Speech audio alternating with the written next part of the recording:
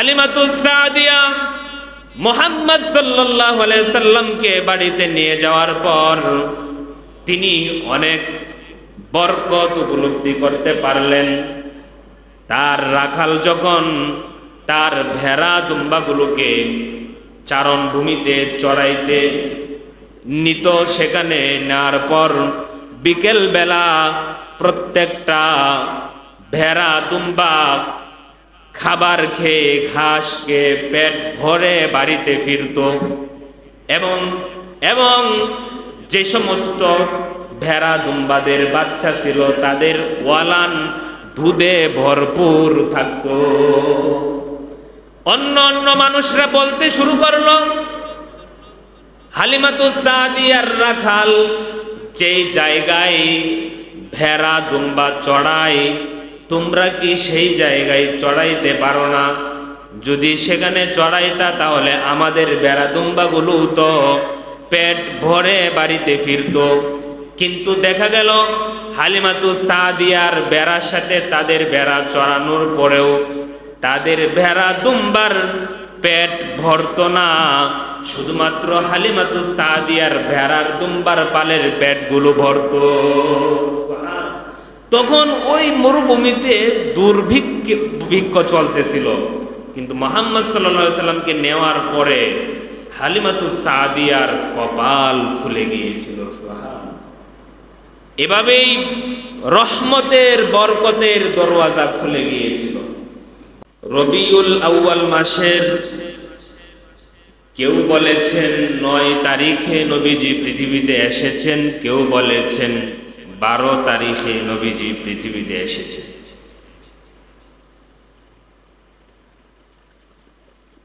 তবে সকলেই একমত এবং নবীজিও তিনি বলে গিয়েছেন, আমাদের প্রিয় নবী সাল্লাল্লাহু আলাইহি ওয়াসাল্লাম তিনি সোমবারে জন্মগ্রহণ করেছেন এবং সোমবারেই তিনি নবুয়ত পেয়েছেন, সোমবারেই তিনি হিজরত করেছেন এবং সোমবারেই তিনি ইন্তেকাল করেছেন, তার ওফাত হয়েছে। আমাদের নবী সাল্লাল্লাহু আলাইহি ওয়াসাল্লাম তিনি সর্বশেষ নবী, খাতামুন নবিয়্যিন।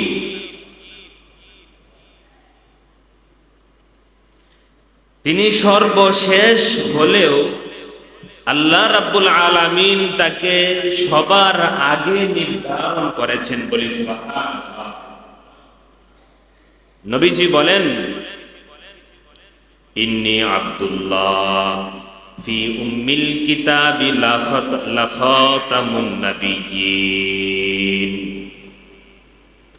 ইন্নী ইনদাল্লাহি মাকতুবুন বিখাতামিন নবিয়্যিন ওয়া ইন্না আদামা লামুনজাদিলুন ফি তিনাতিহি।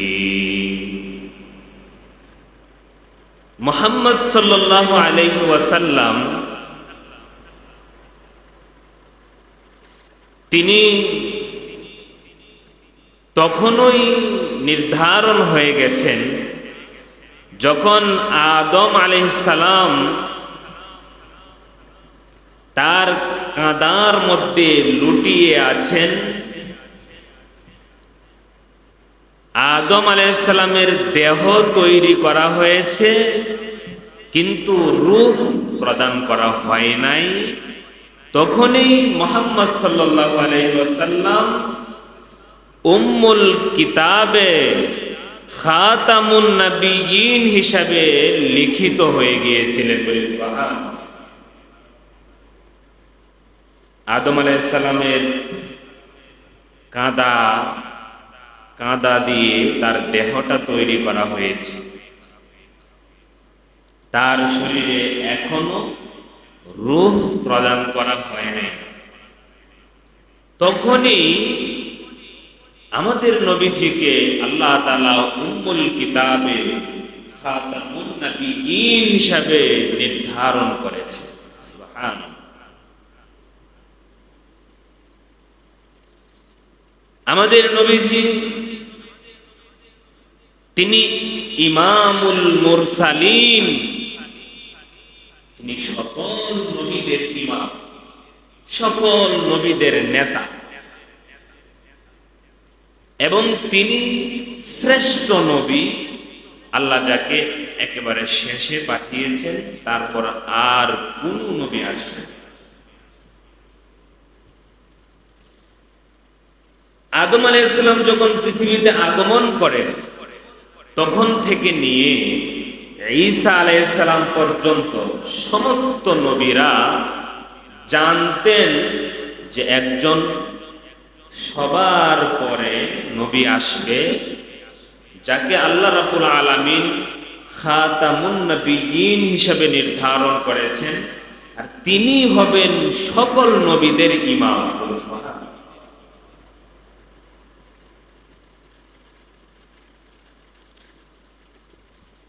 তাওরাতের মধ্যে আমাদের নবীজির ভবিষ্যৎবাণী করা হয়েছে, জাবুরের মধ্যে আমাদের নবীজির ভবিষ্যৎবাণী করা হয়েছে, ইনজিলের মধ্যে আমাদের নবীজির ভবিষ্যৎবাণী করা হয়েছে। সমস্ত আসমানি কিতাবে আমাদের নবীজির ভবিষ্যৎবাণী রয়েছে। বর্তমান যাদেরকে আমরা কিতাবই বলি, ইহুদি এবং খ্রিস্টান, তাদের একটা কিতাব আছে বর্তমানে বাইবেল বলা হয়। এই বাইবেলে সরাসরি তাওরাত ইনজিল হুবহু নাই, এটা বিকৃত হয়ে গিয়েছে, এটা তারা নিজেরাই স্বীকার করে। তারপরেও কিছু কিছু জায়গায় এখনো পর্যন্ত তাদের কিতাবে আমাদের নবীজির ভবিষ্যৎবাণী আছে।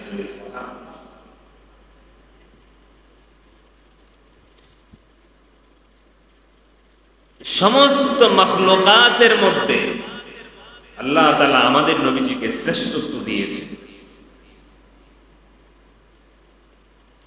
এবং এই মাখলুকাতের শ্রেষ্ঠত্বে এবং মানুষের আখলাকের পূর্ণতা দেওয়ার জন্য আমাদের নবীজিকে নির্বাচন করেছেন।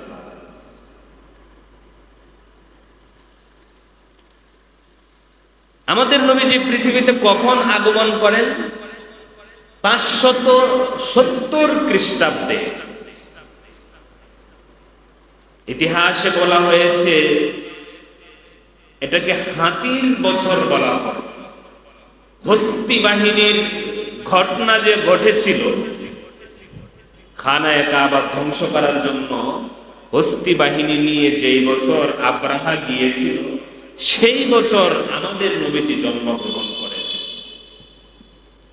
নবীজি পৃথিবীতে আসার কয়েক বছর আগে পৃথিবীতে দুর্ভিক্ষ ছিল, আর গোটা পৃথিবী অন্ধকারে ডুবে গিয়েছিল।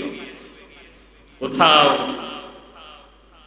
শান্তি নাই, কোথাও স্বস্তি নাই, কোথাও মুক্তি নাই, সব জায়গায় অশান্তি। দুইটি শক্তি ছিল পৃথিবীতে তখন, রোমান সাম্রাজ্য এবং পারস্য সাম্রাজ্য। মাঝামাঝি ছিল জাজিরাতুল আরব, আরব উপদ্বীপ। রোমান সাম্রাজ্যের শাসনে পৃথিবীর মানুষ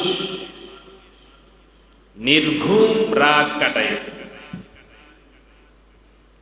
পারস্য সাম্রাজ্যের অত্যাচারে মানুষ অতিষ্ঠ হয়ে গিয়েছে। মাঝামাঝি আরবরা কোনো শাসনের অধীনে না গিয়ে তারা গোত্র গোত্র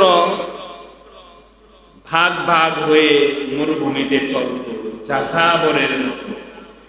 যেখানে একটু পানির ব্যবস্থা হইতো সেখানেই তারা বসবাস শুরু করে দেয়।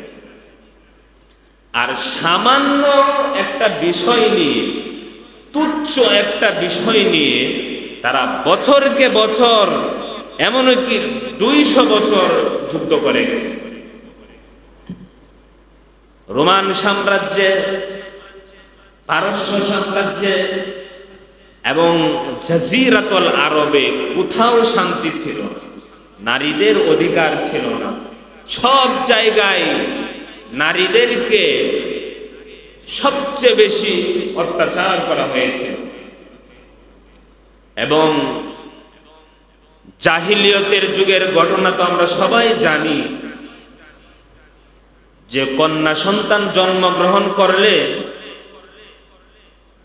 লজ্জায় তার কন্যা সন্তানকে পাহাড় থেকে ফেলে দিয়ে মেরে ফেলত, কেউ পাথর নিক্ষেপ করে মেরে ফেলত, কেউ জীবন্ত কবরে রেখে দিত। বলি নাউজুবিল্লাহ। এমন বর্বর অন্ধকার এক সময় পৃথিবীর মানুষকে মুক্তি দেওয়ার জন্য, পৃথিবীর মানুষকে শান্তি দেওয়ার জন্যে, পৃথিবীর মানুষকে স্বস্তি দেওয়ার জন্যে রাহমাতুল লিল আলামিনের আগমন হয়েছিল। আল্লাহ রাব্বুল আলামিন কোরআন হাকিমে বলেছেন, ওয়ামা আরসালনাকা ইল্লা রাহমাতাল লিল আলামিন। রহমত স্বরূপ সমস্ত কুল কায়নাত আর মাখলুকাতের রহমত স্বরূপ আমাদের নবীজিকে আল্লাহ পৃথিবীতে পাঠিয়েছেন। মুহাম্মদ সাল্লাল্লাহু আলাইহি সাল্লাম যেই ঘরে জন্ম নিয়েছেন, আব্দুল্লাহ গৌরসে, সেই আব্দুল্লাহর বংশমর্যাদা গৌরবময়, তার সিলসিলা আদম আলাইহিস সালামের পর্যন্ত পৌঁছিয়েছে পবিত্রতার মধ্য দিয়ে। বলি সুবহান। আমাদের নবীজি মা আমেনার গর্ভে যখন চলে আসছেন, আমাদের নবীজির জন্মটা অন্য কোন নবী রাসূলের মতো, অন্য কোন সাধারণ মানুষের মতো ছিল না। অন্য নবী রাসূলদের জন্মের মধ্যেও মুজিজা আছে, কিন্তু তাদের থেকেও বেশি অলৌকিক এবং সম্মানের সাথে জন্মগ্রহণ হয়েছে মুহাম্মদুর রাসূলুল্লাহ।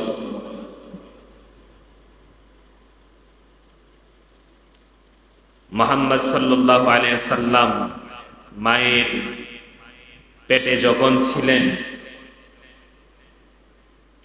অন্য অন্য নারীরা অনুভব করতে পারে যে পেটে বাচ্চা আছে। কারো পেট বড় হয়, কারো একটু কষ্ট বেড়ে যায়, শরীর ভার হয়ে যায়। কিন্তু আমাদের নবীজি যখন মা আমেনার পেটে গেলেন, তিনি অনুভব করতেই পারলেন না যে তার পেটে সন্তান আছে। কিন্তু তিনি দেখতেন তিনাকে কে যেন এসে এবং ইলহামের মাধ্যমে মাঝে মাঝে স্বপ্ন যুগে জানানো হইত যে তোমার গর্ভে পৃথিবীর শ্রেষ্ঠ মানব তুমি ধারণ করেছ।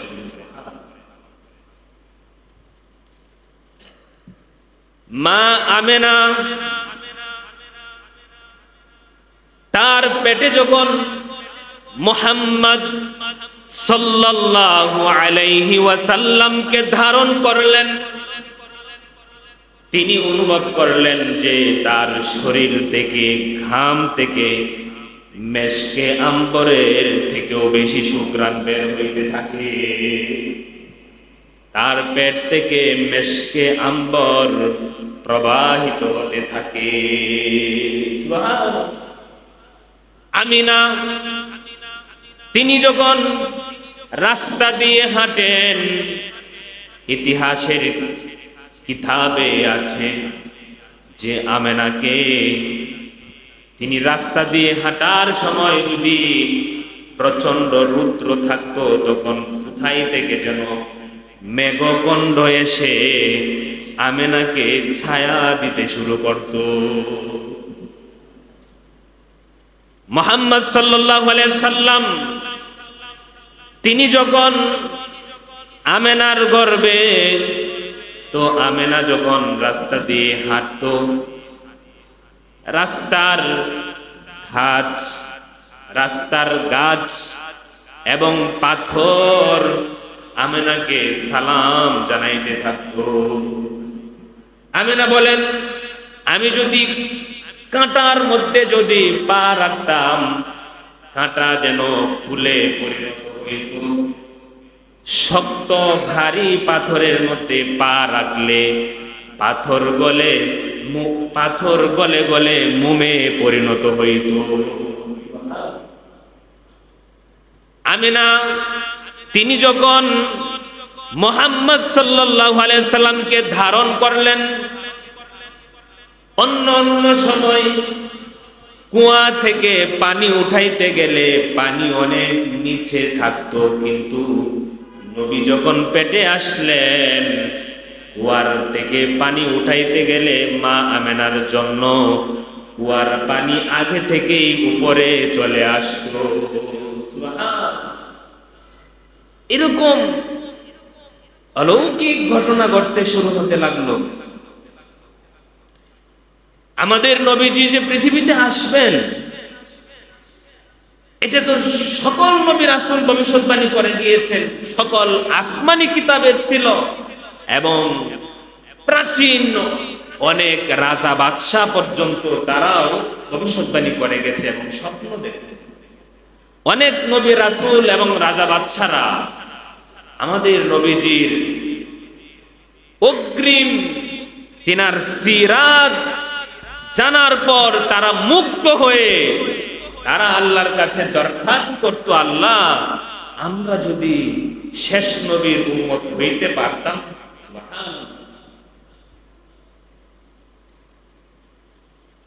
আমাদের নবীজির জন্ম সমস্ত নবী রাসূল থেকেও ভিন্ন। আমাদের নবীজি সাল্লাল্লাহু আলাইহি ওয়াসাল্লাম তিনি সোমবারে সুবে সাদিকের সময় এই পৃথিবীতে আগমন করলেন। আগমন করার সঙ্গে সঙ্গে আমেনা বলেন, আমি দেখলাম যেন একটা নূর পৃথিবীতে আসছে। সেই আলোতে আমি দেখতে পাইলাম সিরিয়ার প্রাসাদগুলো ভেসে উঠছে।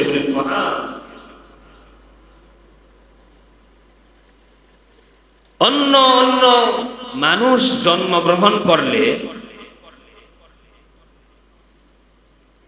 তখন জন্মের সাথে সাথে রক্ত বের হয়, অনেক সময় দুর্গন্ধ থাকে, কিন্তু আমাদের নবীজি সাল্লাল্লাহু আলাইহি সাল্লাম খতনা করা অবস্থায়, নাভি কাটা অবস্থায়, পরিষ্কার পরিচ্ছন্ন অবস্থায় এবং যেন মেশকে আম্বরের থেকে উত্তম ঘ্রাণ নিয়ে তিনি পৃথিবীতে আগমন করেছেন বলে সুবহানাল্লাহ।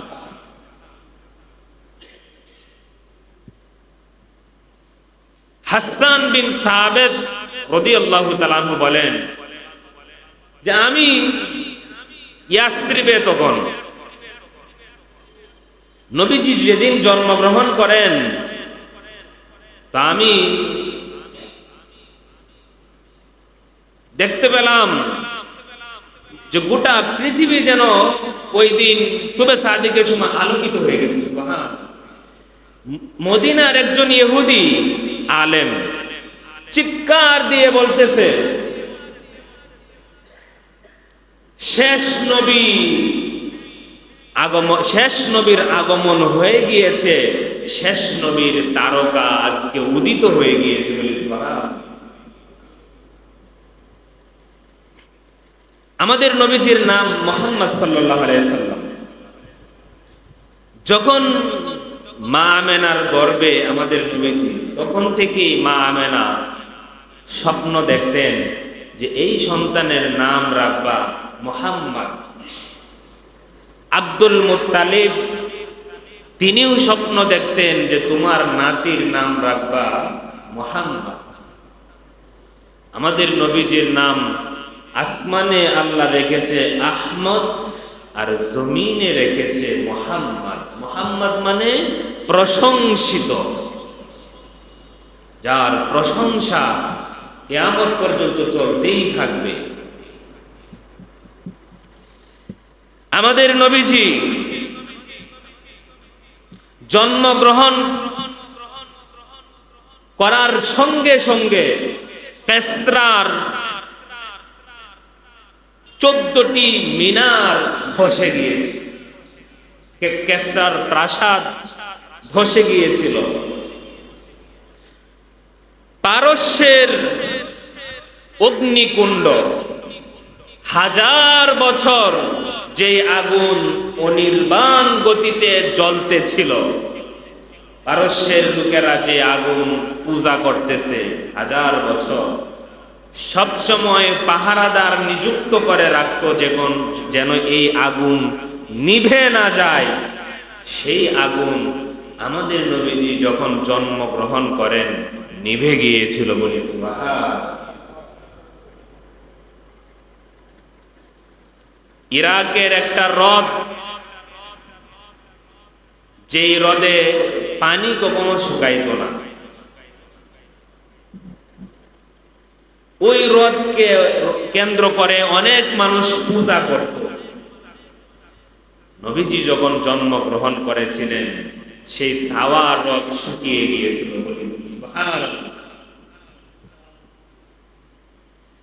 আমাদের নবীজি জন্মগ্রহণ করার পূর্বে খানায়ে কাবা চত্বরে এবং খানায়ে কাবার ভিতরে শত শত দেবতার জায়গা হয়েছিল, মূর্তির জায়গা হয়েছিল। নবীজি জন্মগ্রহণ করার সঙ্গে সঙ্গে এই সমস্ত দেবতা সব উপর হয়ে পড়ে গেল। সারা পৃথিবীতে যেখানে যেখানে মানুষ দেব দেবীর পূজা করত, পানির পূজা করত, আগুনের পূজা করত, সেই জায়গাগুলো ওই দিন চূর্ণ বিচূর্ণ হয়ে গিয়েছে। সুবহানাল্লাহ। তা আমাদের নবীজির জন্মের মাধ্যমে আল্লাহ রাব্বুল আলামিন এই অলৌকিক ঘটনাটির মধ্য দিয়ে এই মেসেজ দিতে চেয়েছেন যে এখন পৃথিবীতে, অতীতে যেই অন্ধকার যুগ ছিল, মানুষ যেভাবে এককভাবে মানুষের উপর রাজত্ব কায়েম করে অত্যাচার করত, জুলুম করত, সেই দরওয়াজা বন্ধ করার জন্য মুহাম্মদ সাল্লাল্লাহু আলাইহি সাল্লামের আগমন হয়েছে। মুহাম্মদ সাল্লাল্লাহু আলাইহি সাল্লামকে আল্লাহ বানিয়েছেন রাহমাতুল লিল আলামিন। তিনি কোরআন হাকিমেই বলেছেন, ওয়ামা আরসালনাকা ইল্লা রাহমাতাল লিল আলামিন। এই কথা আমি সামনে বলবো। তার আগে নবীজির জন্মের পরে আরো কিছু ঘটনা ঘটেছে, তার মধ্যে থেকে আরেকটা ছোট্ট ঘটনা বলি। মক্কার একটা কালচার ছিল, একটা সংস্কৃতি ছিল। যেহেতু মক্কা শহর, এই শহরের মধ্যে বিভিন্ন দেশ থেকে মানুষ জড়ো হইত, যার কারণে ভাষার মিশ্রণ ঘটেছিল। বিশুদ্ধ আরবি ভাষা ওইখানে ব্যবহার হইত না, এবং ওই জায়গায় অনেক সময় মহামারী বা ভাইরাসের দেখা দিত। তো মক্কার নবজাতক বাচ্চাদেরকে মক্কা থেকে দূরে গ্রাম্য এলাকাতে, মরুভূমিতে পাঠিয়ে দিত, যেন সেই শহরের বাহিরের বিশুদ্ধ আবহাওয়ায় বাচ্চাগুলো বড় হয়ে যেন শক্তিশালী হয়, সুস্থ থাকে এবং সুঠাম দেহের অধিকারী হয়, এবং আরো আরবি বিশুদ্ধ ভাষাটা যেন তারা আয়ত্ত করতে পারে। এজন্য গ্রামে পাঠায় দিত বাচ্চাদেরকে লালন পালন করার জন্য।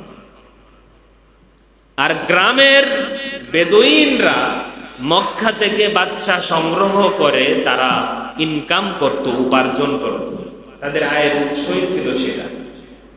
মুহাম্মদ সাল্লাল্লাহু আলাইহি ওয়াসাল্লাম জন্মগ্রহণ করার 7 দিন পর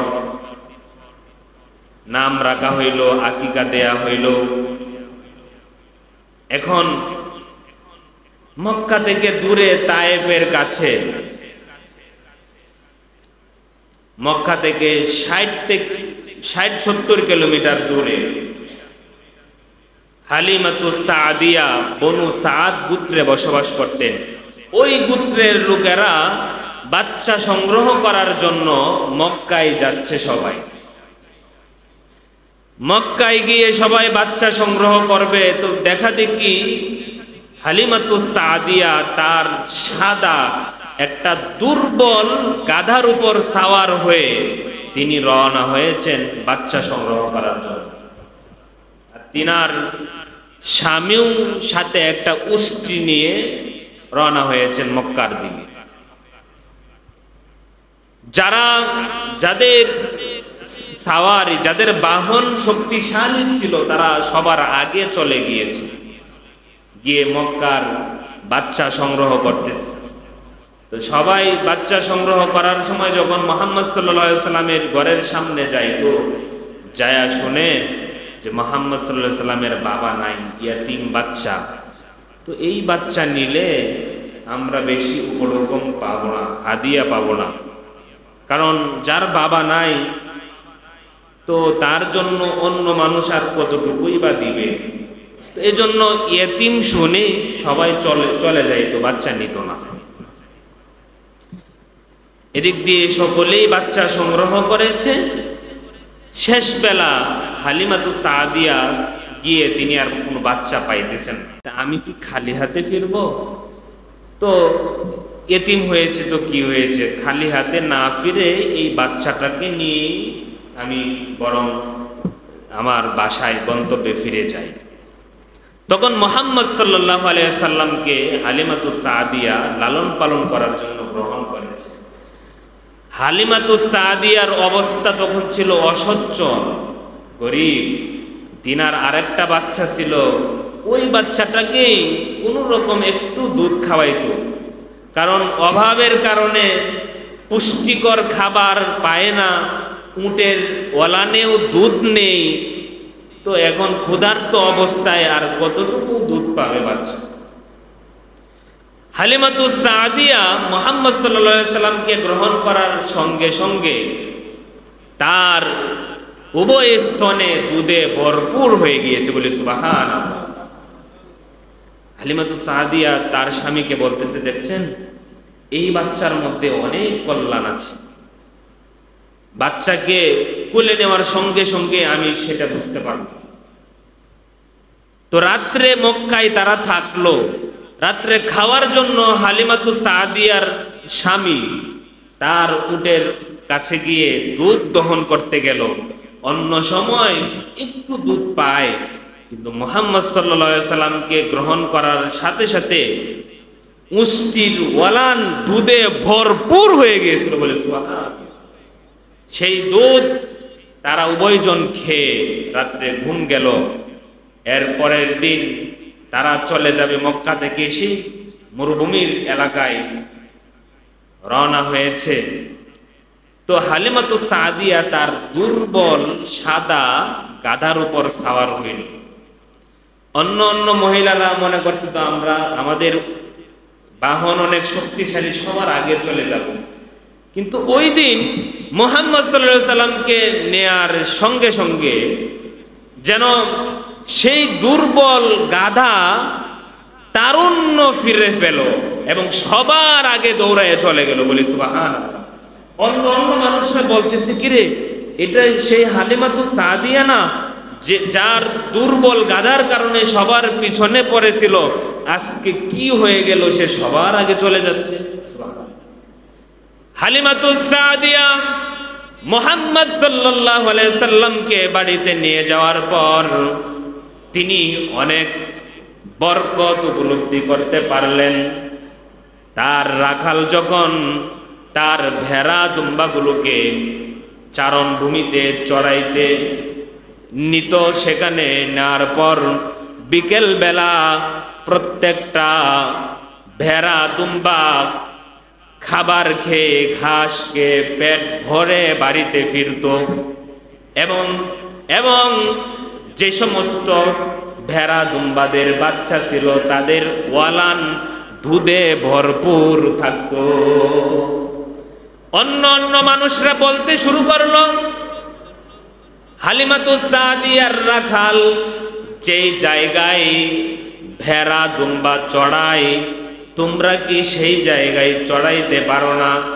যদি সেখানে চড়াইতা তাহলে আমাদের ভেড়া দুম্বাগুলো তো পেট ভরে বাড়িতে ফিরত।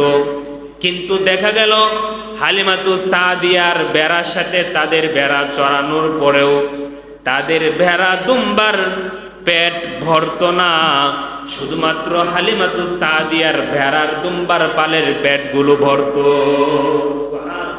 তখন ওই মরুভূমিতে দুর্ভিক্ষ চলতেছিল, কিন্তু মুহাম্মদ সাল্লাল্লাহু আলাইহি সাল্লামকে নেওয়ার পরে হালিমাতুস সাদিয়ার কপাল খুলে গিয়েছিল। এভাবেই রহমতের বরকতের দরওয়াজা খুলে গিয়েছিল। মুহাম্মদ সাল্লাল্লাহু আলাইহি সাল্লাম তিনি জন্মের আগেই তিনার পিতাকে হারান, কিছুদিন পর আব্দুল মুত্তালিবকেও হারান। এখন মুহাম্মদ সাল্লাল্লাহু আলাইহি সাল্লামকে লালন পালন করার দায়িত্ব নিয়েছেন আবু তালেব। তিনি লাগাতার 40 বছরের উপরে মুহাম্মদ সাল্লাল্লাহু আলাইহি সাল্লামকে নিরাপত্তা দিয়েছেন, দেখাশোনা করেছেন, বলি সুবহানাল্লাহ। তো আবু তালেব মুহাম্মদ সাল্লাল্লাহু আলাইহি সাল্লামকে অনেক ভালোবাসতেন। তো মুহাম্মদ সাল্লাল্লাহু আলাইহি সাল্লামের বয়স যখন 12 বা এদিক সেদিক 12-র কাছাকাছি, একদিন মুহাম্মদ সাল্লাল্লাহু আলাইহি সাল্লাম বায়না ধরলো, চাচা আপনি যখন সিরিয়ায় ব্যবসার জন্য যান আমাকে নিয়ে যাবেন। এমনভাবে বায়না ধরলেন, আবু তালেব আর না করতে পারলেন না, যেহেতু নবীজিকে অনেক ভালোবাসে। মুহাম্মদ সাল্লাল্লাহু আলাইহি সাল্লামকে নিয়ে ব্যবসার উদ্দেশ্যে সিরিয়ায় রওনা হয়ে সিরিয়ার কাছাকাছি একটা এলাকার নাম বুসরা, ওই এলাকায় গেলেন। ওই এলাকায় তখন খ্রিস্টান অধ্যুষিত এলাকা ছিল, খ্রিস্টানরা ওই সমস্ত এলাকা শাসন করে। সেখানে একটা গির্জা ছিল, সেই গির্জার ভিতরে একজন পাদ্রী ঈসা আলাইহিস সালামের ধর্মের অনুসারী লোক সেই গির্জায় সব সময় ধ্যানে মগ্ন থাকত। খুব কমই সময় সে গির্জা থেকে বের হইতো। কিন্তু যখন মুহাম্মদ সাল্লাল্লাহু আলাইহি সাল্লামকে সঙ্গে নিয়ে আবু তালেবের ব্যবসার বাণিজ্য কাফেলা যখন বুসরা এলাকায় গিয়ে পৌঁছালেন, তখন ওই পাদ্রী এই কাফেলাকে ওয়েলকাম জানানোর জন্য বেরিয়ে আসলেন, বলে সুবহানাল্লাহ। সেই বুসরা এলাকার গির্জার এক পাদ্রী, তার নাম বলা হয় বুহাইরা, তিনি কাফেলার কাছে গিয়ে বলতেছেন, আপনাদেরকে আজকে দাওয়াত, সবাইকে আমি আপনাদেরকে মেহমানদারি করাবো, খাওয়াবো। তখন কাফেলার লোকের আশ্চর্য হয়ে গেল যে এই রাস্তা দিয়ে আমরা কত সময় অতিক্রম করেছি, কত গেলাম, কিন্তু কখনো আপনি আমাদেরকে মেহমানদারি করান না।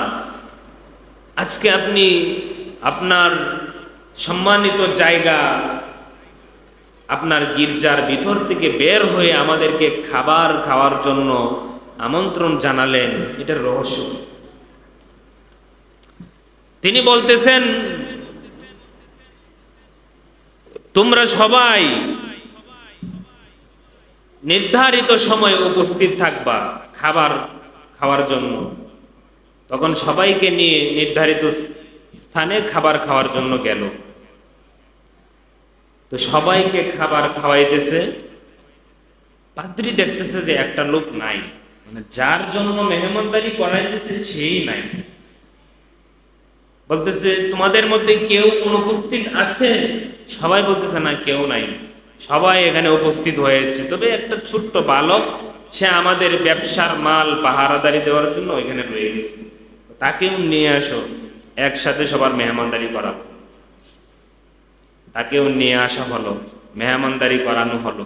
তখন এই পাদ্রী মুহাম্মদ সাল্লাল্লাহু আলাইহি সাল্লামের কাছে গিয়ে বলতেছে যে আমি লাত উজ্জার কসম করে বলতেছি, তুমি আমার সাথে সত্যটা বলবা।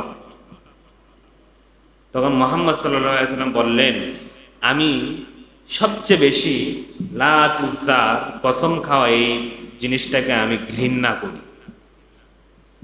আর এই বুহাইরায় তিনি এই জন্য বলেছিলেন যে তখন মক্কার লোকেরা লাত উজ্জার কসম খাওয়া পছন্দ করত, আর এই জন্য মুহাম্মদ সাল্লাল্লাহু আলাইহি সাল্লামকে পরীক্ষা করার জন্য এই কথা জিজ্ঞাসা করেছে। মুহাম্মদ সাল্লাল্লাহু আলাইহি সাল্লাম এই কথা প্রত্যাখ্যান করেন। অনেক লম্বা ঘটনা, অনেক কিছু নবীজিকে জিজ্ঞাসাবাদ করার পরে এই পাদ্রী বুহাইরাতে সে নিশ্চিত হয়েছে যে ইনি খাতামুন নবিয়্যিন হবেন, শেষ নবী হবেন। আবু তালেবকে বুহাইরা বলতেছে, এই যে শিশুটি নিয়ে আসছো, এই শিশুটির তুমি কি হও? আবু তালেব বলতেছে, আমি তার বাবা হই। বুহাইরা বলতেছে, না, তুমি মিথ্যা বলতেছো, এটা সঠিক হতে পারে না। আবু তালেব এবার বলে, আমি তার চাচা হই। তখন বুহাইরা বলতেছে, হ্যাঁ, এখন ঠিক আছে। বুহাইরা পাদ্রী আবার জিজ্ঞাসা করতেছে, তার বাবা কোথায়, কি করেন? আবু তালেব বলে, জন্মগ্রহণ করার আগেই তার বাবার ইন্তেকাল হয়েছে, জন্ম হওয়ার কিছুদিন পর মায়েরও ইন্তেকাল হয়ে গিয়েছে। পাদ্রী বুহাইরা বলতেছে, শীঘ্রই এই বাচ্চাকে নিয়ে মক্কায় চলে যান, কারণ যদি আশপাশের ইহুদিরা যদি জেনে যায় উনি খাতামুন নবিয়্যিন, উনি ইমামুল মুরসালিন হবে, তাহলে ইহুদিরা তার ক্ষতি করার চেষ্টা করবে। সঙ্গে সঙ্গে আবু তালেব মুহাম্মদ সাল্লাল্লাহু আলাইহি সাল্লামকে সঙ্গে নিয়ে মক্কায় চলে গেলেন। সুবহানাল্লাহ। আমাদের নবীজি সাল্লাল্লাহু আলাইহি সাল্লাম, একটু আগেই আমি একটা আয়াত তেলাওয়াত করেছিলাম, বলেছি তিনি সমগ্র কুল কায়নাতের জন্য রাহমাতুল লিল আলামিন। তিনি সমগ্র কুল কায়নাতের জন্য কিভাবে রাহমাতুল লিল আলামিন হবেন? আল্লাহ বলতেছেন, ওয়া মা আরসালনাকা ইল্লা রাহমাতাল লিল আলামিন। আমার নবীকে শুধুমাত্র রহমত স্বরূপ সকলের উপর আমি প্রেরণ করেছি। বলি সুবহানাল্লাহ। আল্লাহ রাব্বুল আলামিন, আমরা আল্লাহকে বলি রব্বুল আলামিন, সমগ্র কুল কায়নাতের তিনি মালিক, প্রভু, স্রষ্টা। আমাদের আল্লাহর রবুবিয়ত যেখানে যেখানে আছে, মুহাম্মদ সাল্লাল্লাহু আলাইহি সাল্লামের নবুয়তও সেখানে সেখানে আছে।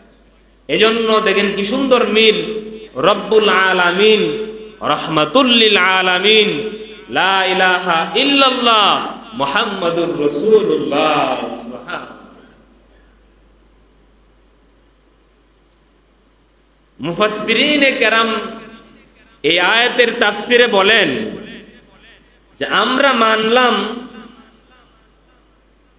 মুমিনদের জন্য, মুসলিমদের জন্য মুহাম্মদ সাল্লাল্লাহু আলাইহি সাল্লাম রহমত, কাফেরদের জন্য তিনি কিভাবে রহমত হইলেন? মুমিনরা হেদায়েত পেয়েছে তার মাধ্যমে, কুরআন পেয়েছে তার মাধ্যমে, কিন্তু কাফেররা কিভাবে রহমত? কাফেররা কাফেরদের উপর, কাফেরদের জন্য নবীজি কিভাবে রহমত হয়? মুফাসসিরিনে কেরাম জবাব দিলেন, মুমিনদের জন্য, মুমিনরা মুহাম্মদ সাল্লাল্লাহু আলাইহি সাল্লামের মাধ্যমে হিদায়াত পেয়েছে, এজন্য মুমিনদের জন্য রহমত। আরো অনেক কারণ আছে, কিন্তু কাফেরদের জন্য এই জন্য রহমত যে অন্য অন্য নবীদের উম্মত নবীকে অস্বীকার করার কারণে, নবীর বিরোধিতা করার কারণে আল্লাহ যেভাবে সমগ্র জাতি ধ্বংস করে দিতেন, মুহাম্মদ সাল্লাল্লাহু আলাইহি সাল্লামকে কাফেররা অস্বীকার করার কারণে আল্লাহ তাদেরকে ধ্বংস করবেন না। বলি সুবহান। কাফেররা যতই নবীজির বিরোধিতা করুক, কাফেররা যতই গুনাহে লিপ্ত হোক, কাফেররা যতই অপরাধ করুক, সমূলে সমস্ত কাফেরদেরকে আল্লাহ তাআলা ধ্বংস করবেন না শেষ নবীর উম্মত হওয়ার কারণে। সুবহান। শেষ নবীর পরে তারা আসার কারণে তাদেরকে আল্লাহ বাঁচিয়ে দিয়েছেন। মুহাম্মদ সাল্লাল্লাহু আলাইহি ওয়াসাল্লাম তিনি প্রাণীদের জন্য রহমত। মুহাম্মদ সাল্লাল্লাহু আলাইহি ওয়াসাল্লাম জড় বস্তুর জন্য রহমত, জানদারের জন্য রহমত, প্রাণদারের জন্য তিনি রহমত।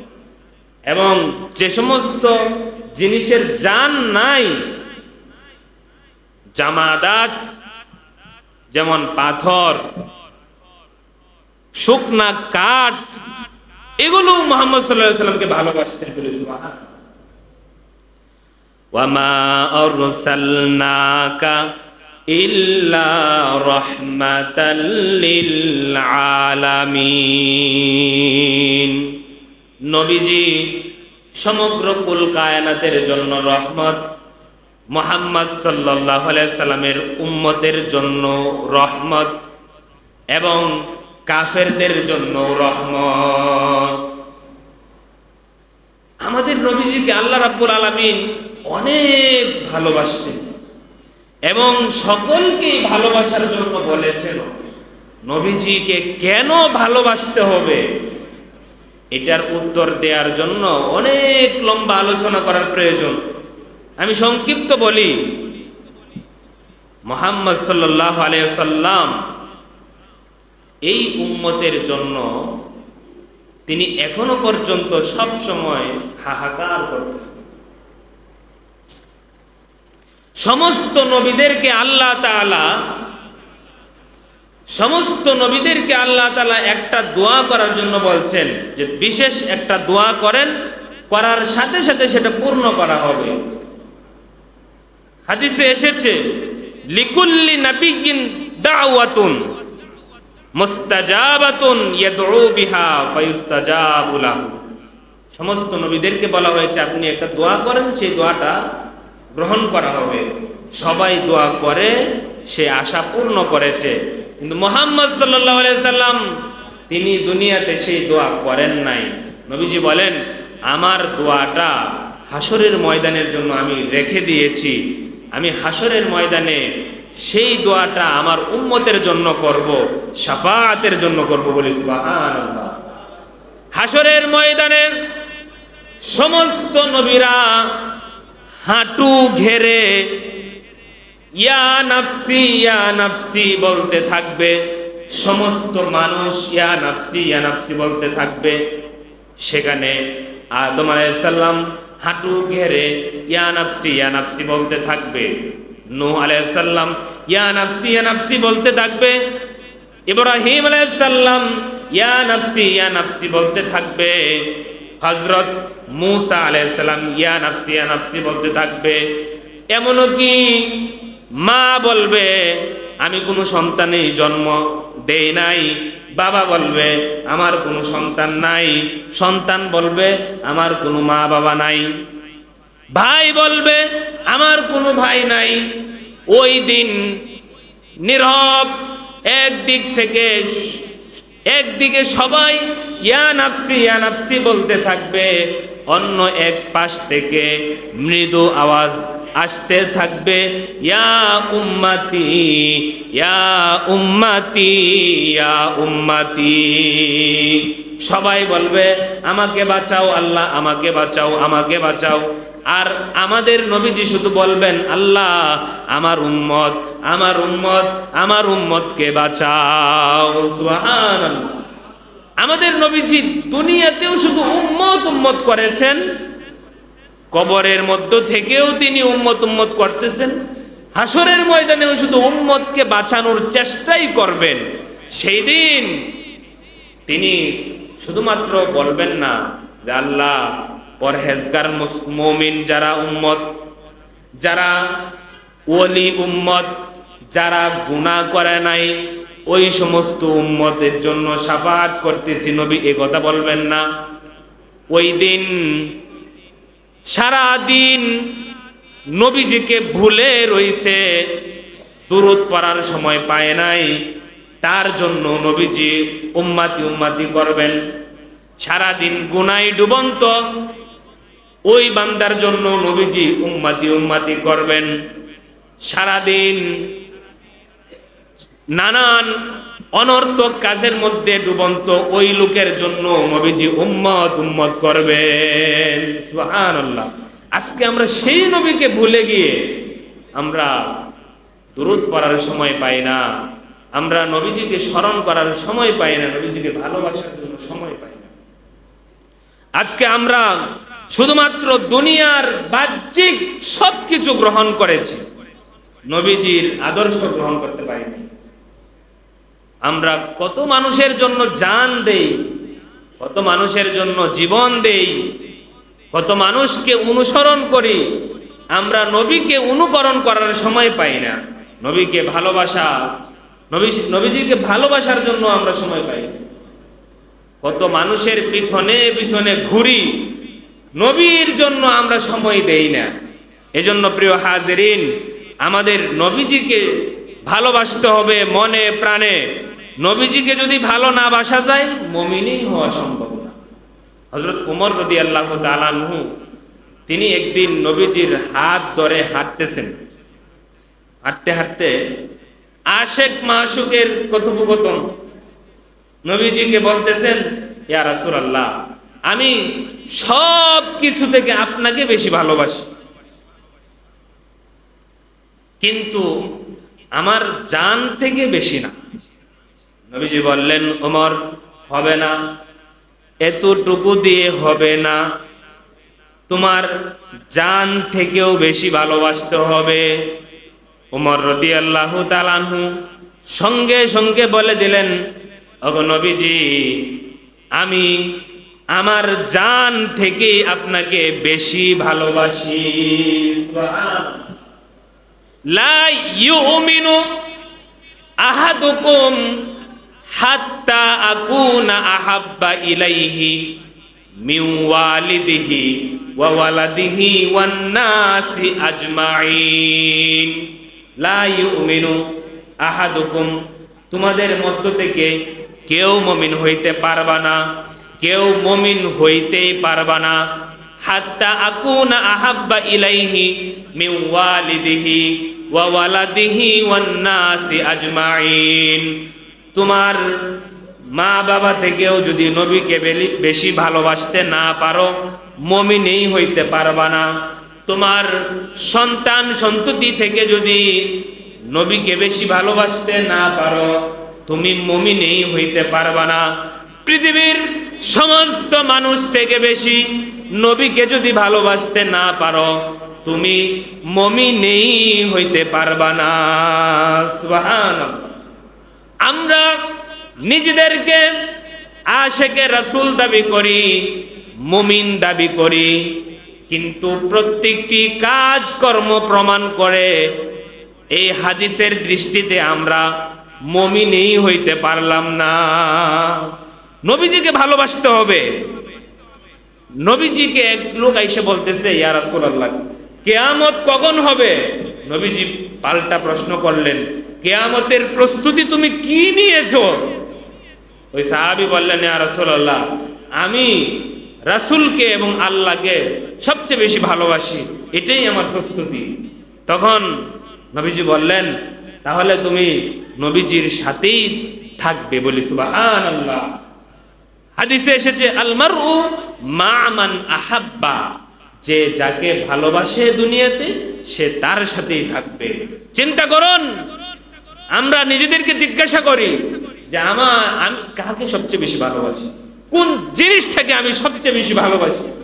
আমি কি টাকা পয়সা সবচেয়ে বেশি ভালোবাসি? আমি কি দিনার দেরহাম স্বর্ণ রূপ্য এগুলোকে বেশি সবচেয়ে ভালোবাসি? আমি কি আমার নেতাকে, দুনিয়ার 2 নাম্বার নেতাকে কি আমরা সবচেয়ে বেশি ভালোবাসি? আমি কি আমার মা বাবাকে সবচেয়ে বেশি ভালোবাসি? আমি কি আমার সন্তানকে আমি সবচেয়ে বেশি ভালোবাসি? আমি কি আমার স্ত্রীকে সবচেয়ে ভালোবাসি? নাকি সব কিছু থেকে মুহাম্মাদুর রাসূলুল্লাহ সাল্লাল্লাহু আলাইহি সাল্লামকে বেশি ভালোবাসতে পেরেছি? এটা সবাইকে প্রতিদিন জিজ্ঞাসা করতে হবে। যদি উত্তর আসে নবীর থেকে আমি সব কিছু থেকে নবীকে বেশি ভালোবাসতে পারলাম না, তাহলে নিজেই নিজেকে সার্টিফিকেট দেন যে আপনি মুমিন না। আপনি যদি নবীকে ভালোবাসেন, সেই চিত্র আপনার চেহারায় ভেসে উঠবে। আপনি যদি নবীজিকে সবচেয়ে বেশি ভালোবাসেন, সেই চিত্র আপনার চরিত্রে ভেসে উঠবে। আপনি যদি নবীজিকে সবচেয়ে বেশি ভালোবাসেন, লেনদেনে কথাবার্তায় সেই চিত্র ফুটে উঠবে। আপনি যদি নবীজিকে সবচেয়ে বেশি ভালোবাসেন, তাহলে আপনার কথায় বোঝা যাবে আপনি নবীজিকে সবচেয়ে বেশি ভালোবাসতেছেন। নবীজিকে ভালোবাসতে হবে। আল্লাহ রাব্বুল আলামিন তিনি বলতেছেন, ইন্নাল্লাহা ওয়া মালাইকাতাহু, আল্লাহ এবং রাসূল, স্বয়ং আল্লাহ এবং ফেরেশতারা, মালাইকা, ইন্নাল্লাহা ওয়া মালাইকাতাহু, আল্লাহ এবং সমস্ত ফেরেশতারা নবীর জন্য দুরূদ পড়ে। বলি সুবহানাল্লাহ। নবীজিকে গাছ, নবীজিকে সূর্য চন্দ্র, নবীজিকে পাহাড়, নবীজিকে বন্য প্রাণী সবাই ভালোবাসতো, নবীজিকে পা ধরে ভালোবাসতো সব। এই যে নবীজির জন্য নবীজির জীবনী আমরা কয়জনে পড়েছি? একজনকে ভালোবাসতে তাকে তো জানতে হবে আগে। আমাদের সন্তানদেরকে নবীজির ভালোবাসা শিখিয়েছি, নবীজির আদর্শ শিখিয়েছি। পৃথিবীর কোন ইউনিভার্সিটি, কোন বিশ্ববিদ্যালয়ে নবীজির আদর্শ শিক্ষা দেওয়া হয়, নবীজির আখলাক শিক্ষা দেওয়া হয়? প্রিয় হাজিরিন, যদি বিশ্বাস করেন যে পরকাল আছে, বিচার হবে, তাহলে নবীজিকে ভালোবাসতে হবে। আর নবীজিকে ভালোবাসার জন্য নিজে তৈরি হতে হবে, নিজের সন্তানদেরকে তৈরি করতে হবে, বাচ্চাদেরকে শিক্ষা দিতে হবে আমাদের নবীজি কেমন ছিলেন। প্রতিদিন বাচ্চাদের সাথে, আমাদের সন্তানদের সাথে গল্প করতে হবে, নবীজির জীবনী নিয়ে আলোচনা করতে হবে। তখনই নবীজির আদর্শের উম্মত তৈরি হবে দুনিয়াতে। মান আহাব্বা শাইআন আকসারা যিকরাহু, একটা কথা আছে, যে যাকে ভালোবাসে তার আলোচনা সবচেয়ে বেশি করে। আপনি যদি নবীজিকে ভালোবাসেন, সব সময় তার আলোচনা আপনার মধ্যে থাকবে, আমার মধ্যে থাকবে, কবিতায় থাকবে নবীজির ভালোবাসা, আমাদের গানে গানে থাকবে নবীজির ভালোবাসা, আমাদের কথায় গল্পে থাকবে নবীজির ভালোবাসা। নবীজির সেই ভালোবাসা অর্জন করার জন্য আমরা যদি নবীজির শাফাআত নিতে চাই, আমাদেরকেও নবীজিকে প্রচুর পরিমাণ ভালোবাসতে হবে। আর এটা আমাদের এখন সিরাত পরে সিরাত অধ্যয়ন করে শিখতে হবে। আল্লাহ আমাদেরকে নবীজির প্রতি ভালোবাসা তৈরি হওয়ার তৌফিক দান করুক। সবাই বলি আমিন। যারা সুন্নত পড়ি নাই, সুন্নত পড়ে নেই।